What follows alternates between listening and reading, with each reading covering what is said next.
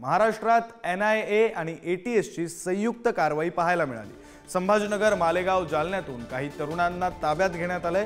देशविघातक कृत्यामध्ये सहभाग असल्याचा ATS आणि NIAला संशय आहे आणि त्यामुळे या तरुणांना ताब्यात घेण्यात आले। आपले प्रतिनिधी सचिन जिरे फोन लाईनवरून जोडले गेले, त्यांच्याकडून अधिकचा तपशील जाणून घेऊया। सचिन, विक्रांत, सुरक्षा यंत्रणांना संशय होता या तरुणांवरती की हे जे तरुण आहे या तरुणांकडून देशविघातक कृत्य केले जात आहे का असा संशय असल्यामुळे ही संयुक्त कारवाई करण्यात आलेली आहे। 3 जिल्ह्यामध्ये ही कारवाई करण्यात आली आहे। संभाजीनगर, मालेगाव आणि जालना हे तीनही जिल्हे शेजारी आहेत, त्यामुळे या तीनही जिल्ह्यामध्ये आता कारवाई झालेली आहे। पुढे अजून पंचनामा सुरू आहे आणि पोलीस जे पथक आहे, सुरक्षा यंत्रणा आहेत, ते अधिक माहिती घेत आहे। यांचे धागेदोरे हे इथपर्यंतच आहे की मग यामध्ये अजून कोणी आहे किंवा ही यंत्रणा कुठून कार्य करते, हे लोक नेमकं काय करत होते, यांचा उद्देश काय होतं, या सर्व गोष्टींची बाबी आता तपासली जात आहे।